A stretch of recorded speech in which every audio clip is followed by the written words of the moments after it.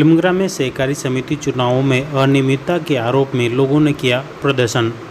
ग्राम सेवा सहकारी समितियों के चुनाव में अनियमितता का आरोप लगाते हुए भाजपा मंडल रेलमंगरा व कुरज के कार्यकर्ताओं ने उपखंड कार्यालय रेलमंगरा के बाहर विरोध प्रदर्शन किया।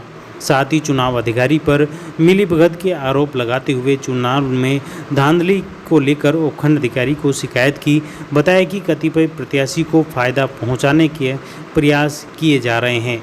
साथ ही निर्वाचन अधिकारी द्वारा पार्टी विशेष के प्रत्याशियों को डराने व धमकाने के प्रयास भी किए जा रहे हैं। रेलमंगरा सहकारी समिति में वार्ड 6 से पुष्पा देवी शर्मा व वार्ड 12 से बेरूलाल विजयवर्गीय ने 10वीं पास की अंक तालिका लगाई, जिसको निर्वाचन अधिकारी ने स्वीकार नहीं कर फार्म ही निरस्त कर दिया। साथ ही नियत समय पर निर्धारित प्रत्याशी की सूची चस्पा नहीं करने का भी आरोप है। साथ ही फार्म उठाने का कोई समय नहीं देने का आरोप लगाते हुए प्रत्याशियों को झूठे मुकदमे में फंसाने का चुनाव अधिकारी द्वारा धमकी देने का आरोप भी है। बताया कि मेहंदूरिया समिति में नामांकन प्रक्रिया में साक्षर प्रत्याशियों के नामांकन पत्र सिर्फ स्टाम्प पेपर पर 8वीं उत्तीर्ण होने का शपथ पत्र लेकर नामांकन प्राप्त कर लिए। वार्ड 11 से नानीबाई 8वीं उत्तीर्ण नहीं होने के बावजूद नामांकन को सही मान लिया गया।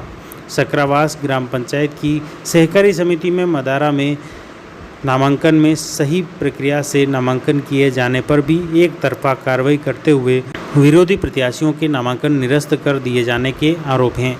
सांसेरा में वोटर लिस्ट चस्पा होने के बाद भी नहीं देने और अऋणी के नाम वोटर लिस्ट में से हटा दिए जाने के आरोप हैं, जबकि उनके पास सदस्यता की वैध रसीदें थी। इसी तरह जीतावास, कोटली, काबरा, खड़ बामणिया में भी सरकार के दबाव में निर्वाचन अधिकारी द्वारा नियम विरुद्ध कार्य कर पार्टी विशेष के प्रत्याशियों को लाभ पहुंचाने का आरोप है। इस दौरान भाजपा मंडल अध्यक्ष रेलमंगरा चतर सिंह राजावत, कुरज मंडल अध्यक्ष उदयलाल अहिर, ओबीसी मोर्चा मंडल अध्यक्ष सीताराम कुमावत आदि मौजूद थे। सहकारी समितियों के जो चुनाव चल रहे हैं उसमें नामांकन किन्हीं कारणों से बताकर रिजेक्ट किया जा रहा है, ये क्या है पूरा और उसको लेकर क्या किया गया है? सहकारी समिति के जो अभी अपने रेलमंगरा में जो चुनाव हो रहे हैं, दरअसल क्या है कि ये सरकार के इशारे पे भारतीय जनता पार्टी विचारधारा से संबंधित जितने भी जो किसान हैं वो सहकारिता में जो आवेदन कर रहे हैं, कोई न कोई बहाना बनाकर उनके फार्म निरस्त किए जा रहे हैं। और जो कांग्रेस विचारधारा के लोग हैं उन लोगों के जो नियम में नहीं आ रहे हैं, उनके तीसरी संतान भी है, 8वीं पास भी नहीं है, लेकिन उन सब के हमारी रजिस्टर्ड शिकायत दर्ज कराने के बाद भी हमारी आपत्ति को दरकिनार करके उन लोगों को निर्विरोध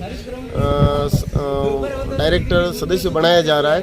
और हमने कई बार इस विषय में, जैसे अपन शुरुआत कर पीपले ईरान से लेकर गोगा थड़ा, लाभस्या, पीपले ईरान में जब उन्होंने तीसरी संतान की आपत्ति दर्ज कराई, उनकी स्वीकार कर ली। हमने वार्ड नंबर 1 में जो एक जनजाति का मेंबर है उसकी आपत्ति दर्ज कराई, हमारी आपत्ति को स्वीकार नहीं की गई। हमने ओरिजिनल राशन कार्ड दिखाए, भामाशाह दिखाए, जन आधार कार्ड दिखाए, किसी को नहीं मान रहे। उसी तरह लाभस्या में जैसे हुआ, एक भी प्रत्याशी ने कांग्रेस विचारधारा के लोगों ने 8वीं के प्रमाण पत्र की प्रतिलिपि नहीं लगाई। हमने शिकायत दर्ज कराई तो उन्होंने कह दिया कि इसकी जरूरत नहीं है और जो ये शपथ पत्र दे रहा फॉर्म के कॉलम वही वैलिड है।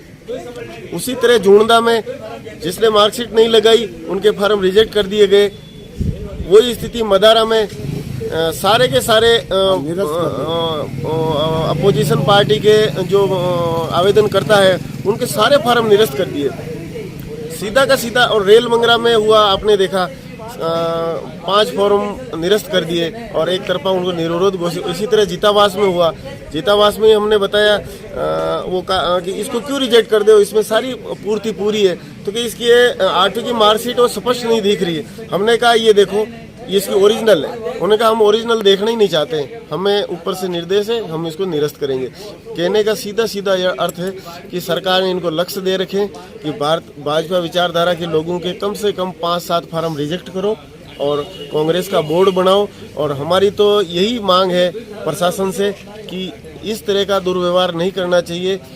किसान जनता जिसको चाहे जनमत को चुन लेंगे। इनको इस चीज़ का भी आभास हो गया कि अब जनता और किसान तो हमारा बोर्ड बनाने से रहा है, तो हम कोई तकनीकी कारण से, प्रशासन के सहयोग से और अपनी उल्टी सीधी धमकियों से और प्रशासन the Maruti Nandan grand Nathdwara स्थित एकमात्र ultra luxurious 5 star hotel. Rajsamand जिले की एकमात्र 5 star hotel the Maruti Nandan grand में भोजन की स्वादिष्ट थाली अब सिर्फ 290 रुपए में। श्रीनाथ जी की नगरी नाथद्वारा में इस सुनहरे अवसर का आनंद अवश्य उठाएं।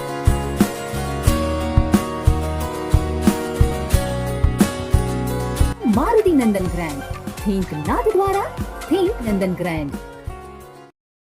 इधर रेलमुंगरा क्षेत्र में लंपी वायरस संक्रमण की रोकथाम को लेकर प्रशासन द्वारा उचित कदम नहीं उठाने, पशु चिकित्सकों द्वारा सरपंचों का सहयोग नहीं करने, लंपी संक्रमण से मृत गोवंश को दफनाने की प्रशासन द्वारा उचित व्यवस्था नहीं करने को लेकर आक्रोश जताया। लोगों का कहना था कि प्रशासन मवेशियों को दफनाने के लिए उचित व्यवस्था करे और इसके लिए उचित बजट ग्राम पंचायत को उपलब्ध करवाए, क्योंकि किसान और पशुपालक की इतनी हैसियत नहीं होती है कि वो जेसीबी मंगवा कर खड्डा खुदवा कर उस मवेशी का अंत्येष्टि करे या खड्डे में दफनाए। साथ ही सूरों के आतंक की वजह से फसलें नष्ट होने और किसानों को हुए नुकसान के बारे में भी उपखंड अधिकारी को अवगत कराया और किसानों ने कहा कि क्षेत्र में जल्द से जल्द सूरों को पकड़ा जाए, वरना वे क्षेत्र की सभी फसलों को चट कर जाएंगे और ख़त्म कर देंगे। साथ ही किसानों ने चेतावनी दी कि अगर प्रशासन ने जल्द ही उचित निर्णय नहीं लिया और सूअरों को नहीं पकड़ा गया और किसानों के खेतों को सुरक्षित नहीं किया तो किसान उग्र आंदोलन करेंगे, सड़क पर उतरेंगे और प्रशासन के खिलाफ विरोध प्रदर्शन करेंगे।